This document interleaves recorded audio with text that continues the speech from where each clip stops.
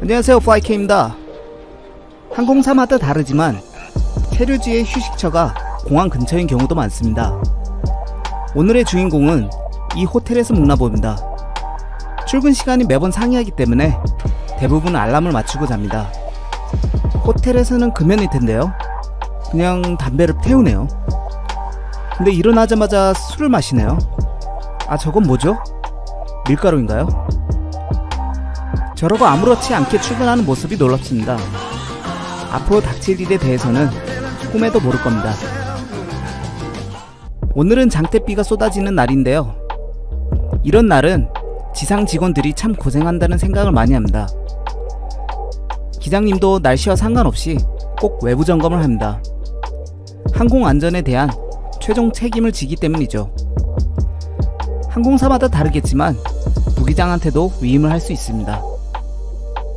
오늘의 비행기는 MD-80으로 1979년에 첫 생산을 하였으며 1999년에 생산을 중단한 기종입니다. 대형 항공사일수록 조종사들이 많아 비행을 처음 하는 경우가 많습니다.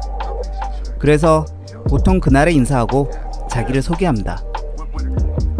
오늘 비행은 올랜도에서 애틀랜타까지 52분의 짧은 비행이네요. 그럼 출발해볼까요?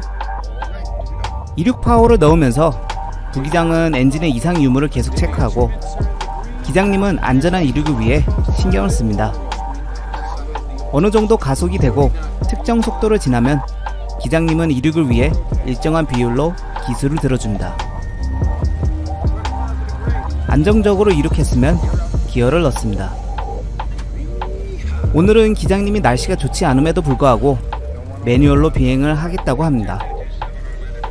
보통 이런 날씨에는 오토를 일찍 걸고 엔진 계기의 이상 유무나 속도가 오버되지 않도록 지속적으로 모니터링 하는 데에 비해 대조되는 모습이네요.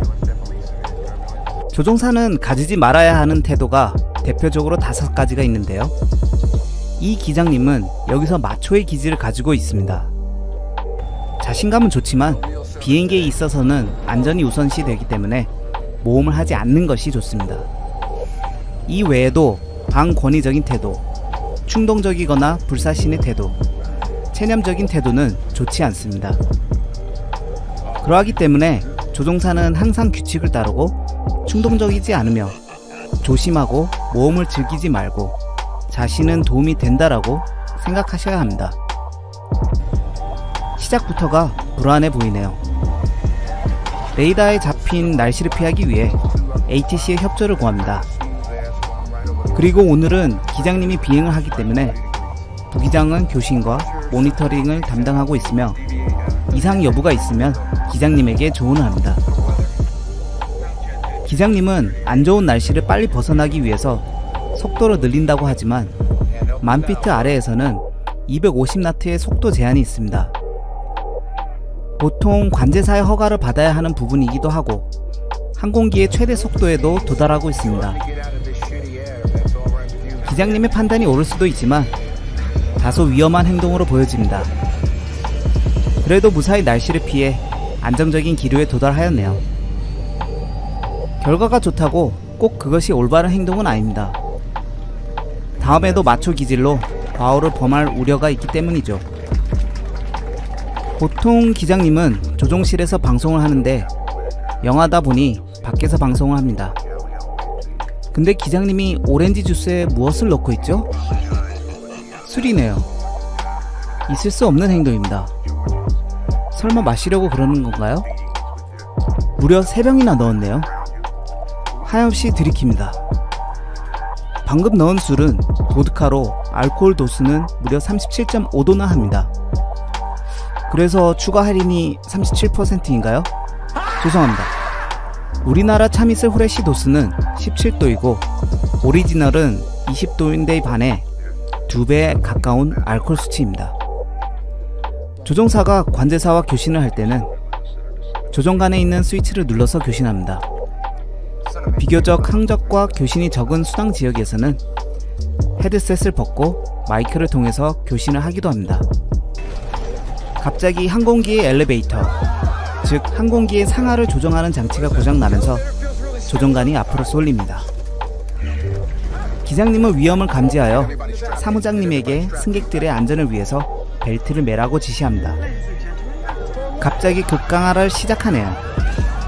순항 엔진 파워가 있는 상태에서 급강하를 하다보니 오버스피드로 인해 구조적 결함을 일으킬 수 있어 파워를 줄이라고 지시합니다. 자동차든 비행기든 위험한 상황이 있어 우리의 생명을 지켜주는 것은 안전벨트이기 때문에 승무원의 지시를 꼭 따라주시기 바랍니다. 조종관은 큰 힘 없이 작은 힘으로 조정하기 위해 유압계통으로 작동을 하는데요. 그 장치가 고장나면 조종 불능 상태로 됩니다. 그래서 기장님은 부기장에게 비상펌프를 작동시키라고 합니다. 그래도 문제 해결이 안되니 속도를 줄이기 위해서 기어 등 저항을 일으킬 수 있는 모든 조치를 취합니다. 기어를 내리는 데 있어서도 유압장치를 사용하게 되는데 정상적으로 내려간 거 보니 유압계통의 고장은 아닌 것 같습니다. 여전히 속도가 줄어들지 않자 기장님은 연료를 버리기로 결심합니다. 화재를 예방하기도 하지요.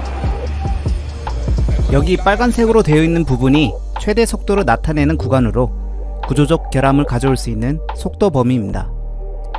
엘리베이터가 정상 작동하지 않음을 인지하고 기장님은 관제사한테 가까운 공항에 내릴 수 있도록 협조를 요청합니다.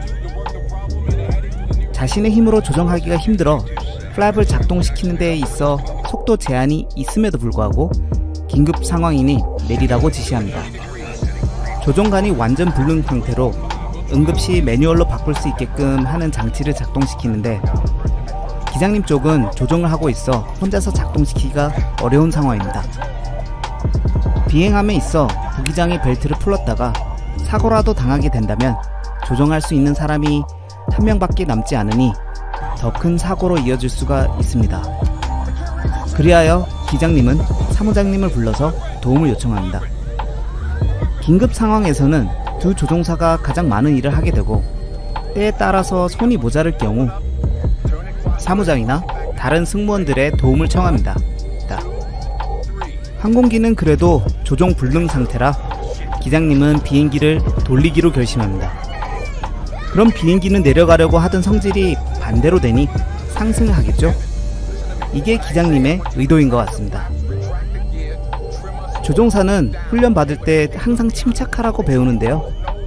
기장님은 차분한 데 비해서 부기장은 너무 겁먹은 표정입니다. 그럼 안 되는데 말이죠. 같이 상황을 풀어 나가야 할 크루입니다. 강하게 내려가는 것을 막기 위해 저항이 될 만한 것들을 전부 작동시켰으니 이제는 항공기를 뒤집기 때문에 모두 반대로 해야겠죠?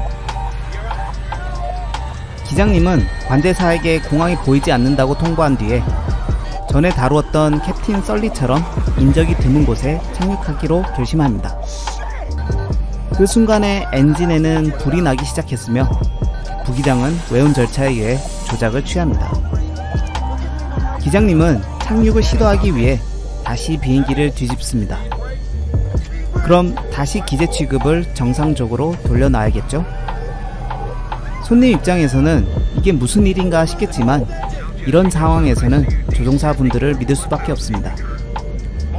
다행히 기체를 다시 뒤집으면서 안정적으로 날고 있으나 두 엔진의 추력은 모두 잃은 채 글라이딩을 하고 있습니다.